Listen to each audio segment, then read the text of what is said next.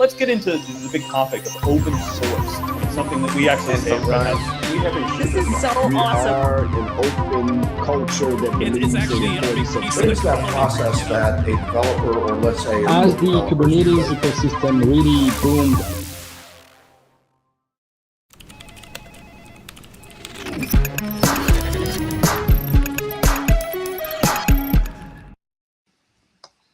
Hello, good morning, good afternoon, good evening, wherever you are in the world. I'm Jonny Rickerd, and I am I guess I'm the host of the Ask an OpenShift admin today, live stream today. Sully is on PTO, and he'll be back next week. So it is me and our special guest, Sean. And Sean, you have the perfect last name, spelled a little different from mine, but like we say it the same. No relation. So Sean, why don't you go ahead and introduce yourself? Right. So my name is Sean Rickerd. I am the Principal Technical Marketing Manager for OpenShift Security here at Red Hat. Awesome. Nice. And so we've been, I think we kind of crossed paths somehow accidentally. Like I think our names being so similar is how we ended up like getting mixed in together. But yeah, exactly. Yeah. So I mean, on the internal kind of like things of the list of things to do, you know, my name got put there. I'm like, why? This is the first time I hear of like Ask an OpenShift admin. Why am I involved in this? So I reached out to Sully, and he's like, "Oh yeah, no, talk to Jonny." I'm like, that's where it happened. Yep. Happy accident. That's how I'm here now today. So it's a good thing. That's right. No, I'm excited, and like just like talking to you in the pre-show about like some of your experience and some of the things that you're going to be doing. I think it's awesome. Like you're doing a lot, and you've got like this wide breadth of knowledge of security and product security for OpenShift and stuff like that. So it's going to be amazing. We'll do a little bit of OffSec today. That'll be fun. Nice. So yeah, if you're out in the crowd and you're watching, if you're not watching this live and you're watching this later on, if you have any questions, feel free to reach out to me, Jonny at redhat.com. Or if you have questions related to the stream, you can reach out to Sean. I'm sure Sean wouldn't mind. But yeah, definitely reach out to me or Sully, and if we can, we'll get it answered. And you know, if we need to forward it over to Sean, then we'll get Sean involved, and we'll get everything taken care of. So the Ask an OpenShift admin is part of the Office Hours live stream series with Red Hat. So just like in college, when you have a professor that holds office hours, it's exactly the same thing. We're here to answer your questions. And Sean and I, we don't know everything. Sean obviously knows a lot about security and about OpenShift, and he can probably answer most things. We don't know everything. You know, combined, we know everything. I mean, we know the answer to life, the universe. Mostly everything. I'm trying to keep the ego in check, you know, that's all. But no, like for the things that we don't know, we definitely have reach within Red Hat. So we'll take advantage of that and try and get your questions answered. So yeah, let's go ahead and do some top of mind. There's not really a whole lot going on, at least that I was tracking. One thing is that OpenShift 4.16 was released. The fast channel is available, so you can definitely go and upgrade using the fast channel, and then soon-ish, you know, like the packages will make it over to stable, and then you'll be able to directly move over to stable without you know, having to mess with anything. So just know 4.16 is available, and there's a lot of new features out there. We are going to do a series, or at least a stream, on what we think is important in 4.16 coming up. But we've also got a couple other streams coming up that are going to be pretty cool too. So we've got another observability stream coming up, I think at the end of the month on the 31st. And we've got some stuff coming up in August with NetApp, and then a few other things that I can't remember off the top of my head, which I should have written down. So yeah, with that, Sean, let's kick it over to you, and let's, you know, sure. Let's nerd out. One of the things you forgot to mention, it's actually OpenShift week right now. It is OpenShift week. Yeah. That was yes. I actually have it written down over here. So, so this is actually the perfect time to have a stream like this, because you know, everywhere within Red Hat, we're all celebrating the fact that OpenShift is OpenShift, and all of the tools and all of the features that come along with that, with you know, everything in OpenShift Platform Plus, and obviously that includes advanced cluster security. So yeah. Mm-hmm. Yeah, I completely forgot. I'd written it down, and then I'd covered it up when I'm over here because I get fidgety. And so, yes. I hear you. Yeah. Yeah. So I've got a couple of things for you guys today. I actually have a live demo, and you know, I did do the proper sacrifices to the demo gods, and things are supposed to be running well, or at least during my tests earlier. It was running well. But shall we get started with that? Let's do it. Awesome. All right. So I've got my own lab here that I've built, which is a standard OpenShift. It's on bare metal. Ignore the little errors there. It is my testing environment. This is not a production environment. It's supposed to have boo-boos. I've built it this way. But one of the things I've got in here is I've got a project called Attack that's got basically it's a website running containerized. And this particular website is actually vulnerable to the struts vulnerability. I mean, the whole reason why this is built this way is to give me the ideal target for my would-be attacker. So going with that, I'm going to go ahead and bring up my, that's the other one. I'm going to bring up my terminal here. And in this terminal, I've got my attacker who's actually done a lot of reconnaissance already. So he's actually pinged this. He's running netcat on it. He's looked at open ports, and he noticed that port 80 was open. He noticed that it was running Tomcat, and he's like, oh well, let me see if I can actually use my my script that I wrote to attack this machine.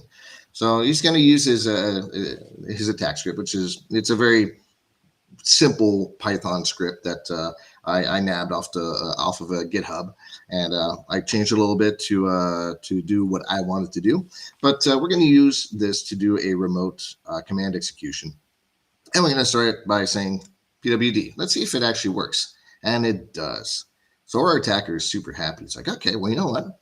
This container is actually vulnerable right now. I can actually do stuff with this. So let's get some information about this particular container or this particular machine. At this point, he's not necessarily sure if it's a container or not, but one thing he knows is that it's running Linux, it's running Tomcat. So who am I? Oh, he hit pay dirt. Our attacker's happy now. He's like, I am. Yep. I can do whatever I want to this machine.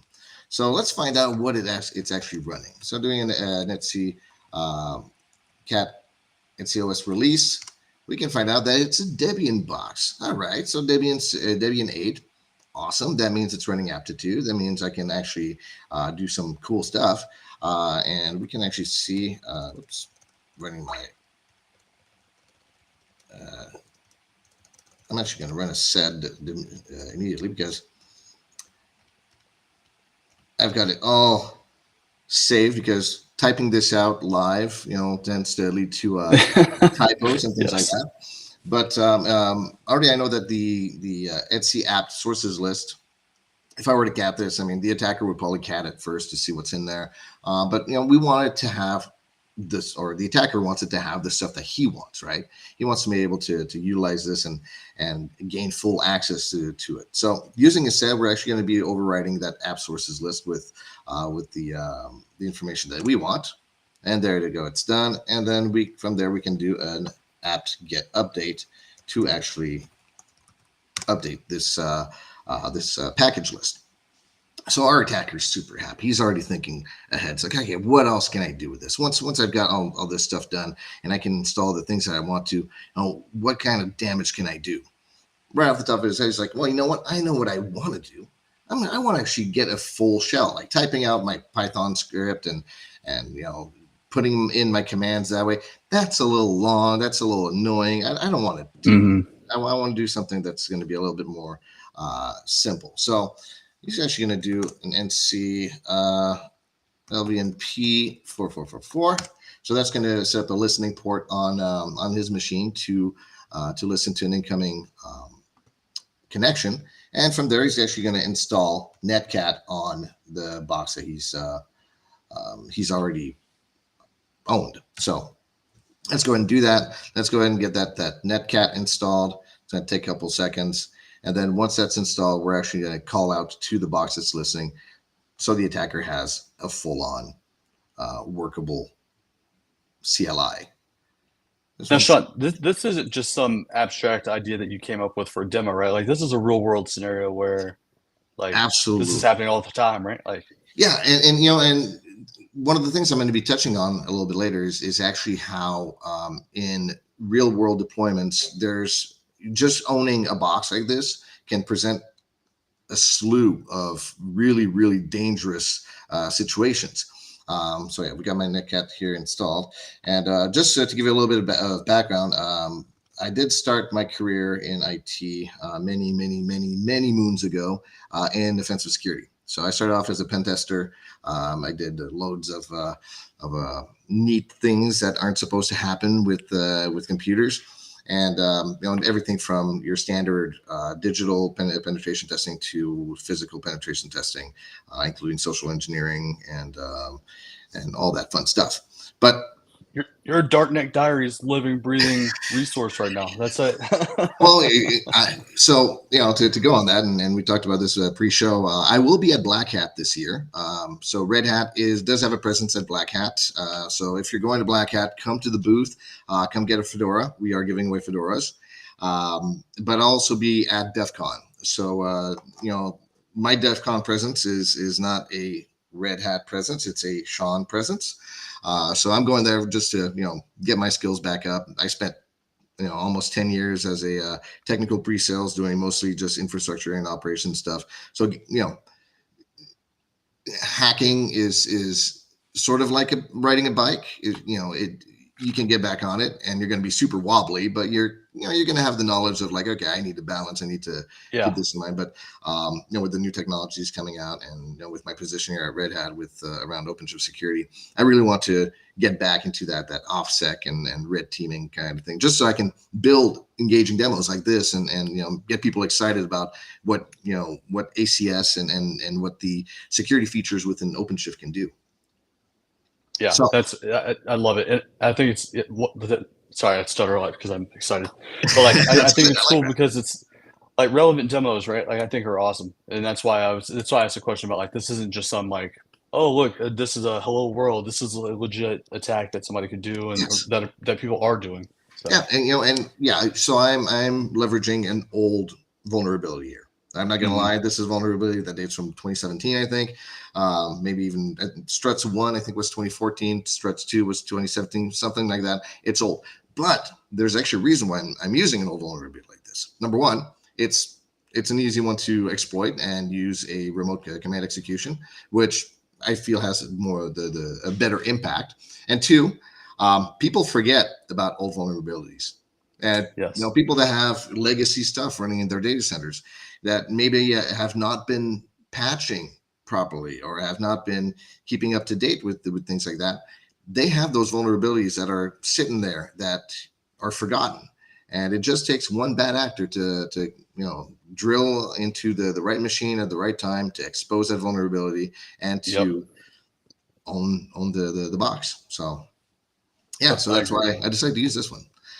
So our Netcat is installed on our vulnerable box. Our attacker is now ready to call into his other machine. So I'm going to bring this here over to the side so you guys can see it being connected. And we're going to click go, and there we go. Right away, we've got our shell here.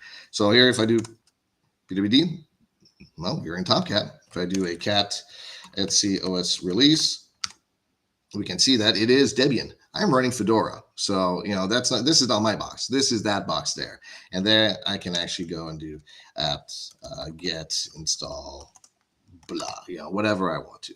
At this point, the attacker has owned this box. And there's a lot of things that they can do from here. The thing is that this guy, he did all the reconnaissance and he started exploiting this, but he didn't realize that the company he's attacking, well, they're super cool. They're super smart. They are the most popular people on earth, and they're running Red Hat Advanced Cluster Security. So our super duper awesome, cool security guy, container security guy, he looks in violations and he sees, oh, shell spawned by Java application. That happened a minute ago. That's not good. That's not supposed to happen. IP tables execution. Oh man. And he sees all these things and he's like, well, that is a problem. So what he's going to do, he's actually going to go into his policy management over here. He's going to look up policy and type in shell, and he's going to go into the shell spawned by Java application. He's going to edit the behavior of this. This is an out of the box policy that we've got. So it's a runtime policy.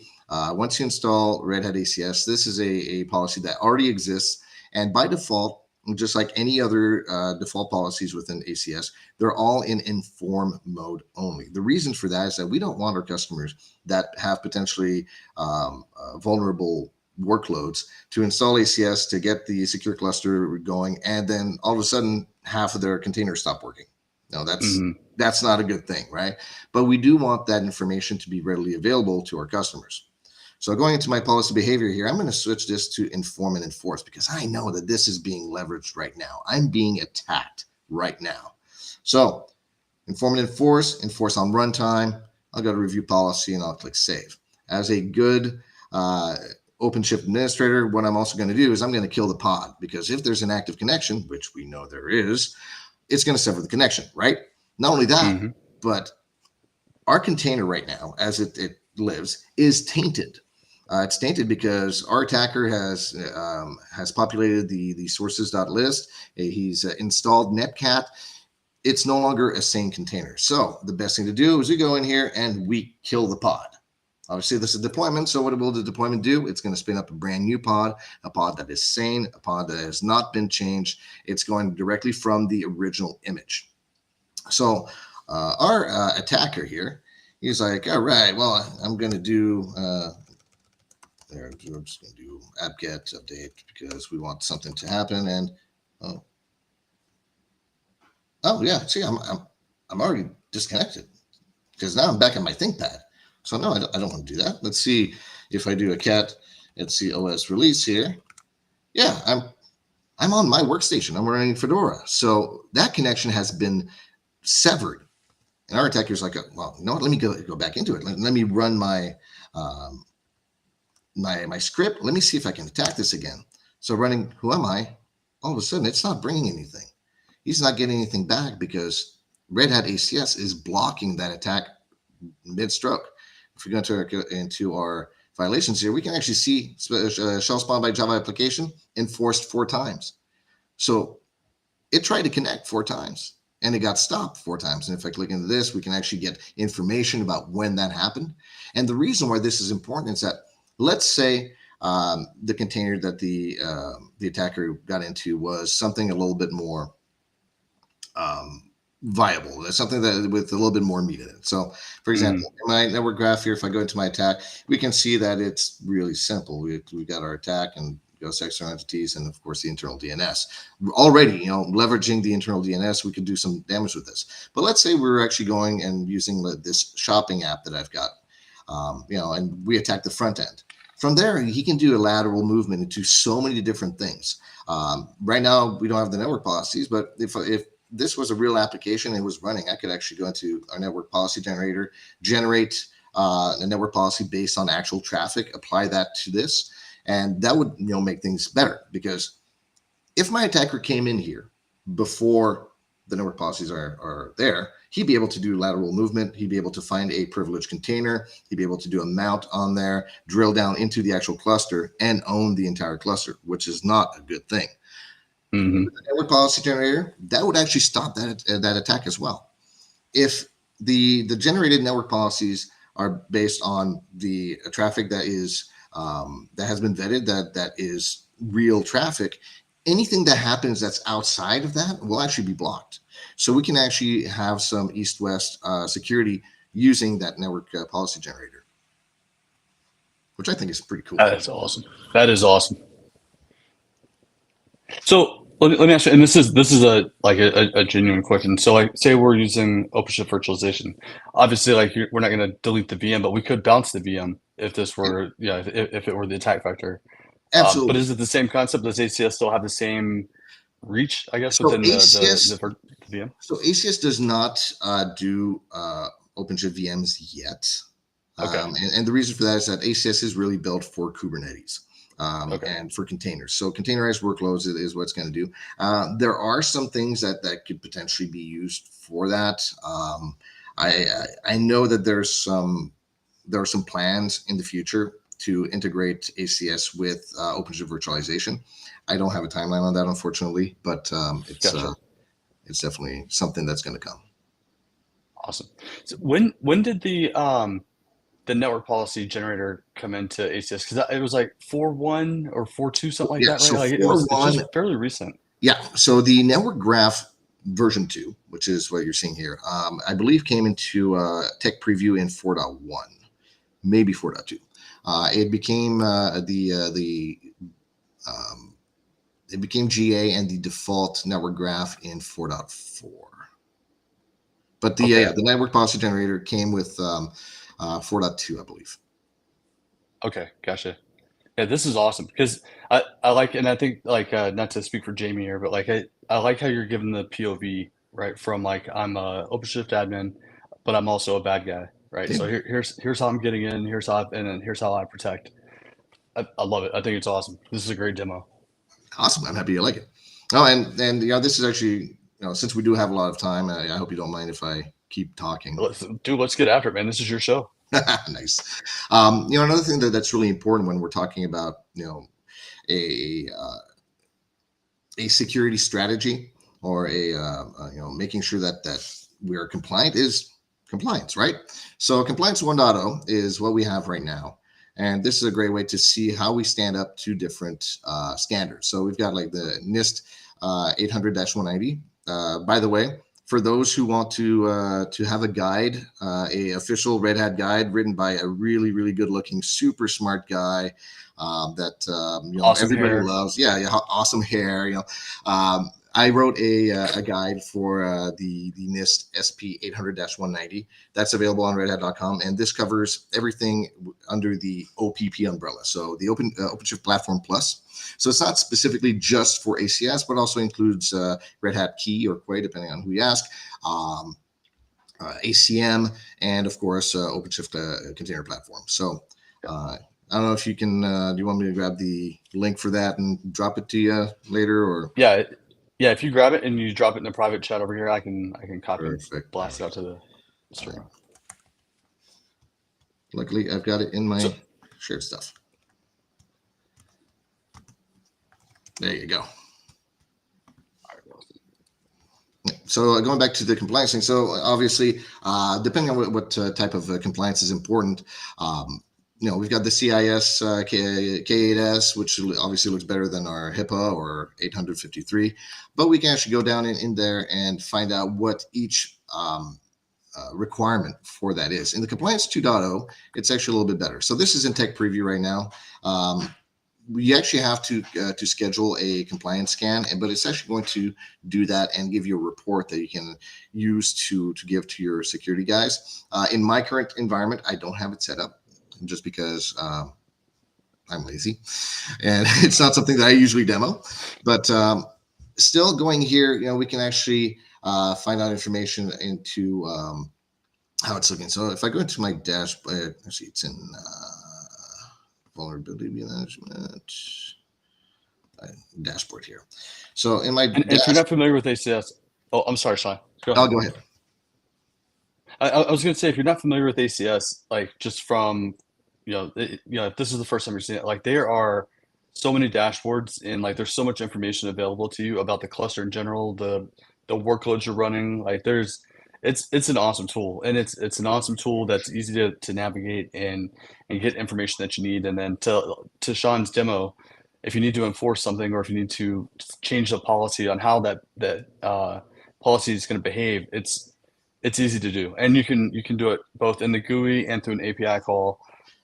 If you're a command line ninja.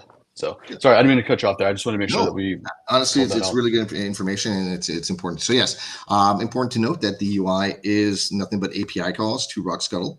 So RHACS is the command line tool, and that's actually a great way to do integration with current pipelines and things like that. So you can actually set up policies that as an application is being built, your RHACS will actually scan it on the fly and allow you to have information about the vulnerabilities. So, which comes to the next point, vulnerabilities, right? That's kind of like the big thing that people are interested about. So the violations were that's things that are happening, attacks or policy violations that are present right now. But in the dashboard, the cool thing we have is that you can actually see the images most at risk. So this is scanning at rest. and we can actually go into, let's go to this Pi security, and we can actually see by severity whether it's fixable or not, the CVSS score. We can actually find out what vulnerabilities are present. We can actually even go into here and see exactly which vulnerabilities there are. So if I go into this one, click on this, it's going to bring up, no, it's not going to be able to load it because apparently I'm not connected properly, but in a real environment, it would actually bring up information about that particular vulnerability. I'm sure I've got it somewhere though. Yeah, I didn't set it up. So how does the vulnerability, the container like vulnerability output here compared to like what you get with Quay, right? With Claire, right? Are they similar? Do they complement each other? Like, so as of now, both Quay and ACS use the Scanner V4, which is actually a merge of the ACS scanner and of the Claire Core scanner. So right now, from awesome. Quay and ACS, you'll actually get the same reports from a image at rest perspective. Awesome. Yeah. Obviously, ACS does have some extra capabilities because it is kind of the security solution for it. We can actually see a lot more into the deployments most at risk, the aging images. One of the default policies within ACS is the 90-day image age.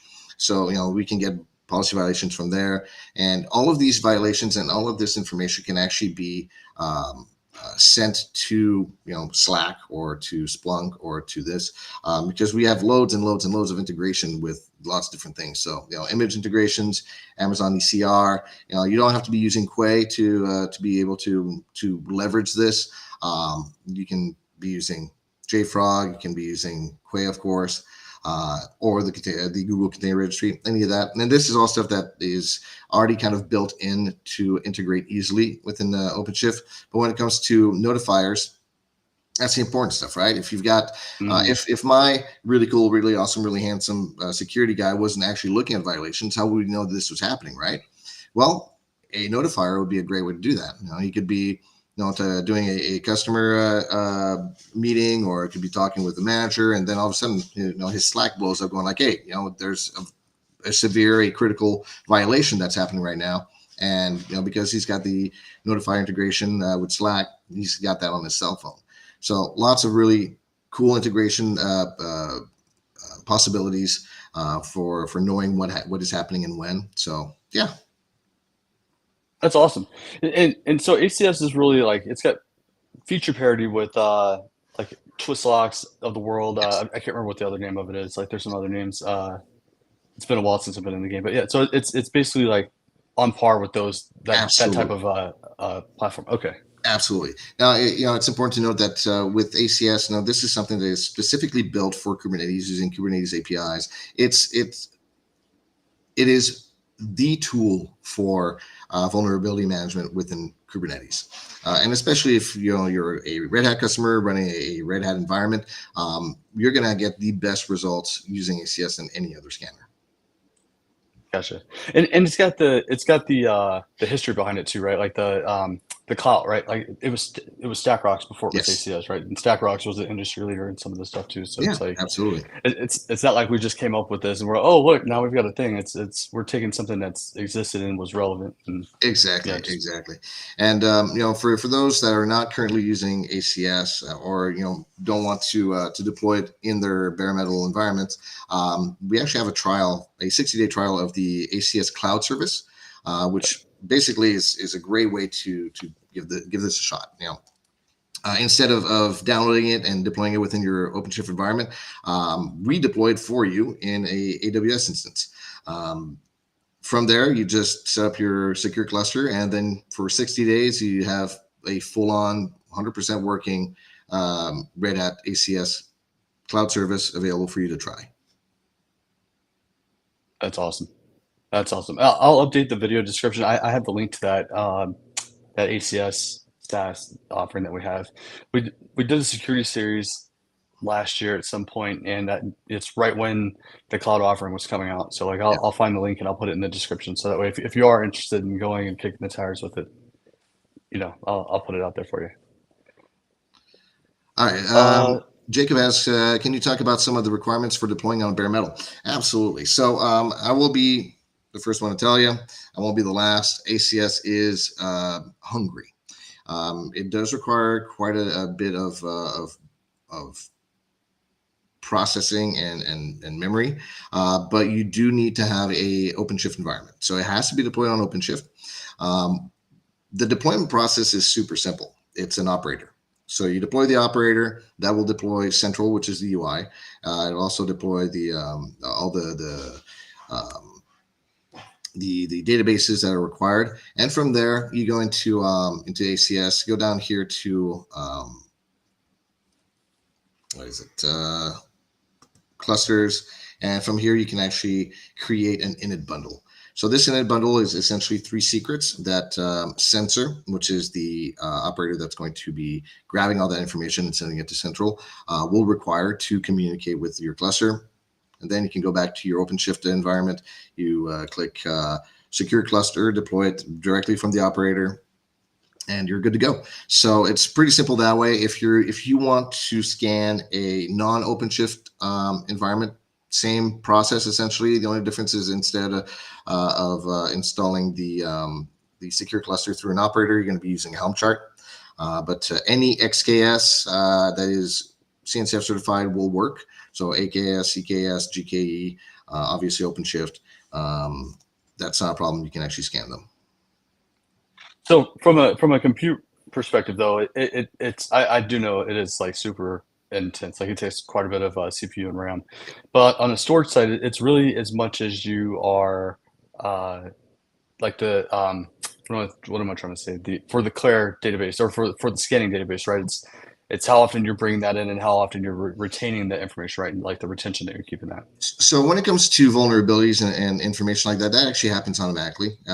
It's Okay. that will be updated, I believe every 24 hours. That information is getting pulled in from 6 different sources. So I mean, that's why that's important. But yeah, it's the storage space requirements. I'd have to actually look into it because I never bothered to find out why it's like that. But I can look into that, and if that's something that the people watching are interested in, email me and I'll find out. To answer Jacob's question, would you deploy within a central hub cluster, ACM, or separate? Looking for best practice. It's up to you. The way that I do it, if you've got the resources on your main cluster, deploy there, because then that way all of your stuff resides in one place. But you don't have to. Like I said, the ACS cloud service that would be deployed in AWS, no matter what. So, or Azure later, and GKE, those are, or GCP, those are coming. So it doesn't really matter where ACS lives or where Central lives. What's important is that the underlying infrastructure is OpenShift. That's all. Yeah. And Jacob, the way that we do it, like for multi-cluster, is generally we'll have like ACM and ACS Central on one cluster, and then like dev, staging, whatever you want to call that spoke cluster, we'll have secure running there, and then calling back into Central. So it's a lighter. I don't know if it's a lighter weight footprint, but it's just a component of ACS running on the remote cluster, and it's reporting back to Central, so that we can get all the reports in the dashboard, like Sean was saying. Yep. Yeah, and it can have as many secure clusters as you need. There's not really a limit to that. It all depends on how much processing power you have. All right, we've got another question from Ratty. Can we come up with live bare metal cluster deployment, or if there are existing demos you may refer? So are you asking if we can actually provide a demo environment like that?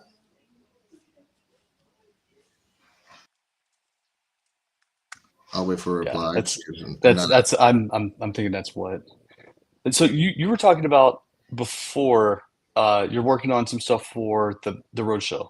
Do you want to go into that a little bit? Yeah. So we do have the MAD Roadshow, or the application developer roadshow, and there's a security track in there, and that security track does include ACS. It does include all of that that we can that you can, request your Red Hat representative to do at your company. And there's also the Security Roadshow. The Security Roadshow is brand new. We actually just did a pilot of that out in Denmark. And that has some really, really cool deep dive information on ACS and, security specific toolings. Oh, and not to demo, we want to see bare metal OCP creation. Oh, okay. So, so for OpenShift, I mean, if you want to see it in action, and you've got the resources, you can use console.redhat.com, and you can actually deploy it there. Okay. Bare metal OCP. Thank you, Jacob. Yeah, so Roddy, and Sully and I have some plans that we wanted to go through like an Installapalooza type of deal where we go through like all the different installation methods, right? We go through like the AWS IPI, AWS UPI, Azure IPI, UPI, bare metal, all that. So that way we're covering like the whole gamut, and we're just kind of like, we spend it'll be a long stream. I know that'll make our Hope 9 really happy that it'll just be like this crazy long stream where we just go through and we just install OpenShift in all these different environments, and then maybe deploy some operators and do some disconnected stuff. So it's in the works. It's just a matter of coming up with enough time to where we can actually go through and do this. Instead of, we thought about doing this like over a series and kind of breaking it up, but like it seems like it would be better to do like one just big stream and then just a crazy live stream. So that way you're seeing everything that we're doing live, and there's no like, it's not scripted or anything like that. We're just kind of going through it, and you get to see us break it and troubleshoot it and all that stuff. So it's coming. It's just a matter of getting the time scheduled. And Sean, I'm going to paste this link, and hopefully it's the right one for the OpenShift Roadshow for the security section. So if you are interested, you can sign up here. You can also use developers.redhat.com to get access to a lot of the content that Sean's talking about, like especially OpenShift. And yeah, there's learn.redhat or learn.openshift.com that you can go to and get access to some of the just some cool training that's security focused or just pipeline focused or AI focused or whatever, but just kind of pretty much all things OpenShift where you can kind of kick the tires and get an understanding of how things work. But now that I've said that, Sean, like how does ACS and like the AI movement work together, right? Like how do you see like what's your vision on that? And obviously there's some things you probably can't talk about, but like the things that you can talk about, like how do you see that kind of? Well, the cool thing is that with the OpenShift AI, which is already GA, it's you guys can go in and take a look at it now. That's running on OpenShift. So the underlying stuff, it's containers. So the idea with ACS, at least right now, is to help make sure that the underlying infrastructure is maintained and that we give you the tools to eliminate any potential attack vectors that you could, right? So if you've got the vulnerability management for the underlying infrastructure, your AI components are automatically going to be safer, or at least less vulnerable. Yeah. As much as possible, right? Exactly. Oh yeah, it's like the old adage goes, the only safe computer is one that's been turned off, unplugged, buried 6 feet underground and covered in concrete with 2 armed guards. And even then, I'm not so sure. Yeah, I mean, and so I came from like the government space, and I felt like that was like the motto, the way that the security team would react to just anything. They were no engineers is what I like to call them, because it's like, yeah, we want to do this. Like, no, that's like, how do we get to know and stay there? Like, let's figure that out. So how do you? I understand that you don't really deal with customers that much anymore, but like. Oh no, I still do. I mean, if somebody in the field wants me to go talk to a customer, I'm more than happy to do so. Yeah. Okay. Awesome. It's a little bit. It's just I do it less than I used to when I was in the field, but it's still definitely a part of my job description. Gotcha. And I didn't mean to discount like the interaction that you have there. Words aren't my forte. So, but so like when you are talking to customers, right? Like how do you like console them, right? How do you like, give them that blanket of security, like no pun intended, that like, hey, ACS is the right tool for you, right? Or this is the right tool for your environment, like because coming from the government, right? Like I know there's always a lot of apprehension on using tools that are, I don't want to say new, but like new to them, right? They don't understand it. They don't understand the technology. Maybe they don't understand the concepts or whatever, right? So how do you bridge that conversation with them? Because I know for me, I would just try and like break it down as simply as possible. Like here's why you need it. Here's what this is solving. Here's why you need it, and here's what it costs you from a like people perspective, right? Yeah. So, I mean, obviously, the main thing is that Kubernetes, like any other technology, requires security. You have no Hmm. choice if you're running this type of technology. You need to make sure that you're covering your butt and making sure that bad actors, have the hardest time possible getting in. And a lot of times, and this is what I've seen personally, customers will be like, "Well, no, we already have security. We have, what I like to call the traditional cybersecurity." And the thing is, Kubernetes is a different beast. And actually, I did a presentation about this at FutureCon here in Montreal. There will be a FutureCon that Red Hat will be attending in Washington, D.C. and in Boston. Washington, D.C. is next month, I believe, and Washington, D.C. is in November. But if you're in that area, look for FutureCon.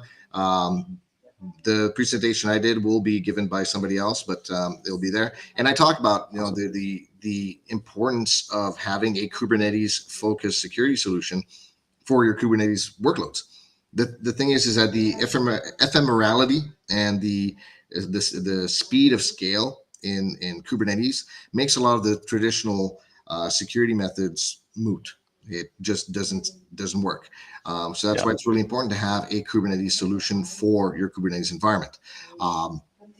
So I mean that's one of the first things that I will be talking about, and I will ask him what does it look like for you right now? Like, let's say your Kubernetes environment, your OpenShift environment gets owned by a bad actor. What is it going to cost to you? Is it, I can almost guarantee it's going to cost a lot more than a year's subscription to ACS. And Hmm. it's to make them realize that, this is not a luxury. It's not a luxury tool. It's not something that you get just for ease of use or things like that. This is a necessity. Security in any sort of technology is a necessity. Yeah, and I think given like yeah, ever since the SolarWinds thing, right? I mean, really that brought this to the forefront, right? This being security and like the security conversation that these corporations are having. It really brought it into like everyday conversations. Like, okay, how do I not be that person? Right? How do I not end up on the news because of that? And I think that's helped quite a bit. But there's still some of that like antiquated mindset, right? Where it's like, okay, I'm used to, especially when we overload terms like CI/CD and pipelines and data security stuff like that, things that we've been saying forever, but now in a different context, right? Like in a Kubernetes context, it's something completely different. And I feel like that's the what you said exactly is exactly right. Like you have to kind of do that mapping, the mind map to like, okay, here's how you did it today. Here's how we do it now, and here's how we move forward. Because like the familiarity part of it and making people understand like, okay, like it is different. I know we're talking about, we're using the same words, right? But they have different meanings, and in this context it means something completely different, and the flow is different. Like we don't care about how many pods get created or anything like that, where yesterday you cared about how many VMs get created or how many whatever's get created. So it's just that shift and trying to get people to like jump into it. And I agree, like what's the cost, right? Is it going to be a subscription, or is it going to be like Yeah, your fines from license? a government, or Yeah, losing customers. I mean, yeah, if how many times have we heard of a company that we were using that got hacked and our information got leaked? I mean, I know I live in the province of Quebec in Canada, and there was a huge thing with Desjardins that happened a couple of years ago, and my mortgage was with Desjardins, so I lost all of that, and yeah, Dwayne, you're absolutely right. It is a difficult conversation, but it's a conversation that must happen. Um, and it's only difficult when people know that they're not doing it right, and a lot of times they're not doing it right because they don't know. And 100%. that's where, you know, the education around that is important, and to let them know that, hey, you know what, you might not know, and that's fine, but here are some tools that will allow you to make better choices, and to make things better for the security of your environment, you know. Yeah. Yeah. And it's funny, you're talking about a data leak. I literally yesterday got a letter from Ticketmaster about my information being leaked.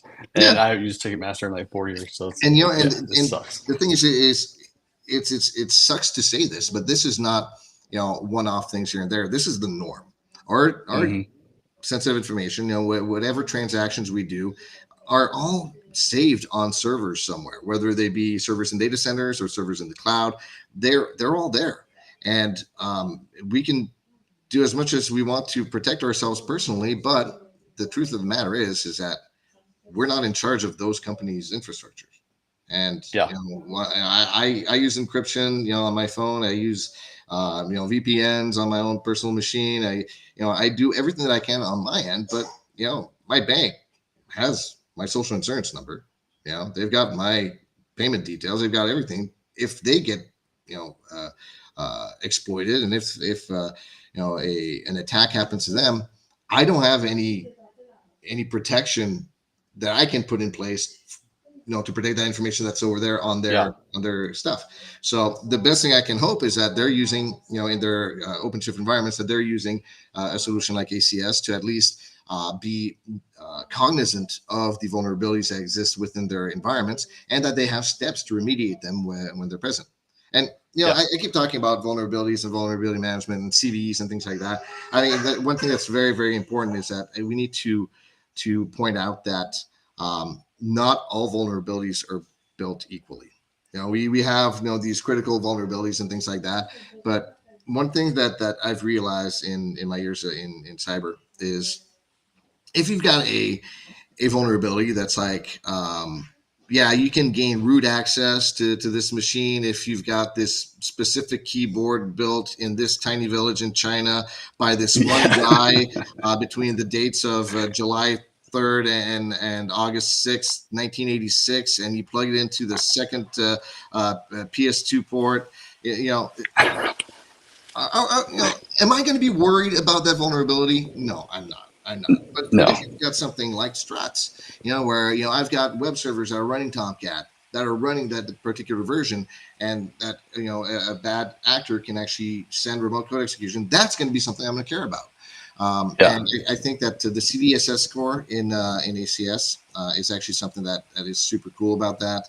The CVSS score is actually something that is, let me bring it up here. We've got CVSS score somewhere. It's like right in the middle of the screen there. Yeah, see, there you go. Yeah, so CVSS score, that's actually the common vulnerability security score, and it actually talks about the exploitability of things. So if I go back and actually find my my really nasty violation, there we go into here, and if I go into, if I pick it to this one, you know, we've got the impact score, we've got the exploitability score. The exploitability score is something that needs to be taken into consideration, because if the exploitability score is like, you know, 1.2, it's not very exploitable. If it's something like, you know, 4.55, you know, that's dangerous. So those are the things that need to be taken care of. And that CVSS score does break down the impact score and the exploitability score into something that is that can be more readily ingested. Yeah, that's awesome. I think we do need that, right? Like, it's something that's been, like, even with satellite and doing like package management and stuff like that, like it can get obscure, right? And you're like, it's important. I get it. It's important, but why is it important? And having something like this where it really breaks it down and it's like, all right, like on a scale of 1 to 10, this is a 2. Yeah, You know, yeah, like, you need to worry about it, but you don't need to worry about it right now. And it's exactly, like, I exactly. think that's nice to have. And if, you know, there's a vulnerability that requires physical access to a machine, but, you know, the machine is a virtual machine, you know, generally you don't have to really worry about that too much. But still, you know, I have seen customers with overzealous security teams that's like, oh no, the vulnerability count should be 0. Like, that doesn't happen. That's never going to happen. Yeah. That's not how it works. But yeah. And all right, by the way, I did want to reply to Dwayne. Does that FutureCon presentation have a link? I think so. Look for FutureCon 2024 Montreal, and there might be. At least I was told that they're supposed to be. Just I haven't checked. So, and Dwayne, what I'll do is I will take a look and see if I can't find it, and if I can, then I'll paste it in the description link, or in the description of this video, so that way we have it. And I'll probably send it to you directly on Slack, since we get it like that. So Sean, there's something else that I don't know how much you want to go into, or if you even want to go into it at all, but like you'd mentioned earlier that you were doing some work with the compliance operator, or maybe it was just some demos around the compliance operator. Do you It's want to actually just talk an about article. that? Yeah, no, it's just an Okay. article that I wrote. It's actually the first article I wrote joining Red Hat. It just goes over the compliance operator, what it does, and things like that. But yeah, it's kind of a high level one, but it still Gotcha. gives you a bit of information. The compliance operator will be changing though in coming releases, where it's actually going to be integrated a bit more with ACS. So once that happens, I will write a new article about the compliance operator, and that will be the one to go to. Awesome. That's awesome. And then last question, I guess, last question until the next one really is, um, what's happening with ACS? Like, where is it going? Because we just did the what's new with Mhm. 4.16, and there's a lot of security features that are coming out in 4.16, or that are dropping with 4.16 rather. Mhm. So like, where do you see ACS going? Like, is it obviously we're just gonna get bigger and better, faster, more awesomer, better Yep, hair, better, absolutely, absolutely. better So looking, yeah, I better mean, everything? integration with OpenShift will obviously keep getting better and better and better. I have talked to the PMs around the network graph, where they're actually going to be bringing in some really cool new things I'm not allowed to talk about. Now that's Okay. the bad thing. I don't have the right to talk about a lot of these things, but there's some very exciting things around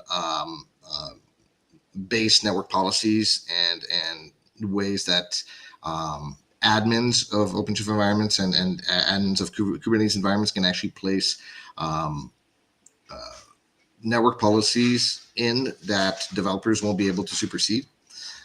So that's kind of cool stuff, coming from an That's cool. operations background. Um, so yeah, things like that. But I mean, the best way to get information about that is keep an eye out on our YouTube channel for the ACS What's New. There's a version update that happens every major and minor release, and that's done by Michael Foster. And there's also a for those that are internal Red Hat or Red Hat partners, we do have a monthly mailing list as well. I'm just taking notes really quick. Yeah, of course. And since we're going short on time, I want to repeat again. For any of you who are going to Black Hat this year, I will be there. Red Hat does have a presence. Come get a fedora. If you're going to DEF CON afterwards, I will be there. Let me know if you want to grab a beer. I very much like beer and old fashions. So let me know, and Yes. it'll be a lot of fun. Yes. I am a huge fan of old fashions. It's probably my favorite drink, but yeah, It's awesome. yeah, that is awesome. Cool. So, I mean, is there anything else that you wanted to share? We are wrapping up here pretty quick. So, Off the top of my head, the Red Hat Summit Connects are going to be coming to a town near you. I believe there's going to be something like 72 different Red Hat Connects across the world. Do go to that. That's going to be important. Dog, not the time. And yeah, just talk to your Red Hat representatives. They will give you the information about that. I know there's going to be one in Montreal and one in Ottawa that I will be at. And yeah, so awesome.